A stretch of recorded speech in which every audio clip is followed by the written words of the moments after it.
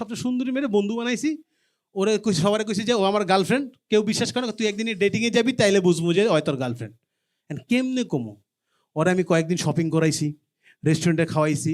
তারপরে একদিন ওর পা ধরে কইছি, মা শোন, মারে আমার মানিজ্যতা থাকতেছে না, তুই আমার লগে একটা দিন একটা বিকাল ডেটিংয়ে যাইতে হইব, আর কিচ্ছু না। অনেক পড়ায় ওরা রাজি করাইছি। গেছি ধানমন্ডি লেক। ধানমন্ডি লেক কে কে গেছেন? ভেরি সুন্দর লেক, উপরে একটা পার আছে এরকম ওয়াল মতো। তো আমরা দুইজন পাশাপাশি ওয়ালে বসছি, পা দুলাই দিছি, সামনের লেক, খুব রোমান্টিক। আমার মনে পড়লে এখনো দাঁড়ায় যায়। গাইলাম, কেউ কথা কইতেছি না, আমিও চুপ ওও চুপ। তা আমি চিন্তা করলাম কি, ও কথা কই না আমিও কথা কই না, ব্যাপারটা কেমন? আমি ছেলে মানুষ, আমার শুরু করা উচিত। আমি হাত দিয়ে ধাক্কাতে বলছি, কি খবর?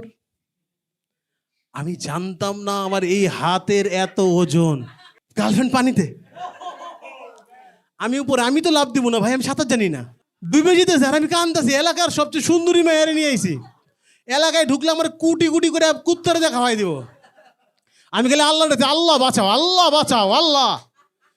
3 ঘন্টা কাদার পরে পানির ভিতর থেকে একটা জলপরি উঠছে, হাতে একটা মেয়ে লইয়া। বলতে, শাওনার গান দিস না, দেখ এটা তোর গার্লফ্রেন্ড। আমি মুখের দিকে চেয়ে গেলাম, না আমারটা আরো সুন্দর ছিল। হারামজাদা, এটাই তোর পানিতে পরে মেকআপ উঠে গেছে।